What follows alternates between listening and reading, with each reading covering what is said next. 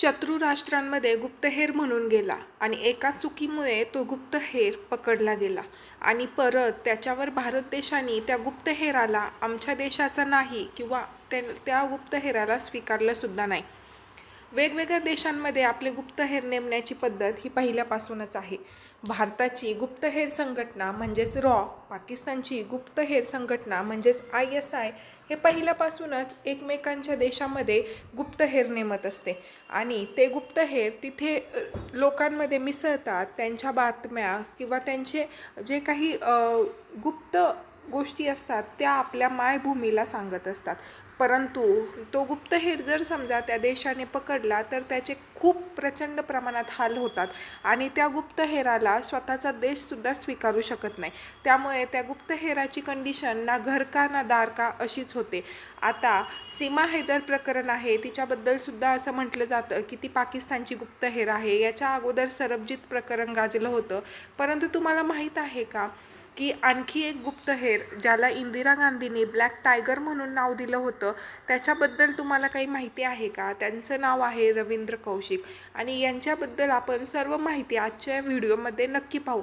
त्यामुळे व्हिडिओ शेवटपर्यंत बघा, खूप माहिती तुम्हाला मिळेल आणि असंच नवनवीन माहितीचा संग्रह आपल्याकडं होतो. तर नमस्कार, मी प्रियांका आपल्या यूट्यूब चॅनलला खूप खूप स्वागत करते आणि प्लीज व्हिडिओला लाईक करा, चॅनलला सबस्क्राईब करा. तर चला तर कौशिक ह्यांची कहाणी सुरू करूया. रवींद्र कौशिक यांना ब्लॅक टायगर म्हणून ओळखलं जायचं. शत्रू राष्ट्र म्हणजेच पाकिस्तानमध्ये ते लष्करी सैन्यामध्ये भरती झाले. बढती मिळत मिळत थेट मेजर पदापर्यंत ते गेले आणि त्याच्यामुळे त्यांच्या लष्करी ज्या काही हालचाली होत्या त्या त्यांना अगदी सहज कळत होत्या आणि त्या हालचाली ते मायभूमीमध्ये म्हणजेच आपल्या भारतामध्ये सांगत होते. आता गुप्तहेर होणं ही खूप म्हणजे धाडसाची गोष्ट आहे, कारण आपण कुठल्याही क्षणी पकडलं जाऊ शकतो आणि आपला मृत्यू होऊ शकतो हे माहीत असून सुद्धा हा पेशा निवडणं खरं तर मोठं काळजाचंच काम आहे. रवींद्र कौशिक यांचा जन्म राजस्थानमधील गंगापूर येथे 1952 मध्ये झाला. त्यांचे वडील एअरफोर्समध्ये होते, वायुसेनेमध्ये ते होते. रवींद्र कौशिक हे इतके दिसायला हँडसम होते की त्यांना अभिनयाची आवड होती आणि त्यांना विनोद खन्ना म्हणून ओळखलं जायचं. असंच लखनौच्या एका अभिनय शिबिरामध्ये त्यांची ओळख भारतीय गुप्तहेर संघटना म्हणजेच रॉ यांच्या अधिकाऱ्यांशी झाली आणि तेव्हापासून त्यांना म्हणजे गुप्तहेर होण्याची आवड निर्माण झाली आणि त्यासाठी त्यांचं प्रशिक्षण सुरू झालं. त्यांना उर्दू भाषा शिकवण्यात आली, अरबी भाषा शिकवण्यात आली, मुसलमान रीतिरिवाज कसे असतात, त्यांचा लिबास कसा असतो हे शिकवण्यात आलं. त्यानंतर त्यांनी 7 राष्ट्रांमध्ये म्हणजे 7 देशांमध्ये ते वेगवेगळ्या ठिकाणी गेले आणि पंजाबी भाषा त्यांना येतच नव्हती, त्याच्यासुद्धा त्यांनी भरपूर असं प्रशिक्षण घेतलं. 1978 मध्ये ते दुबईला नोकरीला जातो असं घरून सांगून निघाले. आता डायरेक्ट पाकिस्तानमध्ये गेलं तर आपल्याला संशय येईल, त्यामुळे दुबई मार्गे त्यांनी पाकिस्तानला जाण्याचा मार्ग निवडला. त्यामुळे ते दुबईमध्ये नोकरीला जातो असं सांगून गेले आणि त्यानंतर कराची विद्यापीठात त्यांनी शिक्षणासाठी ॲडमिशन घेतलं.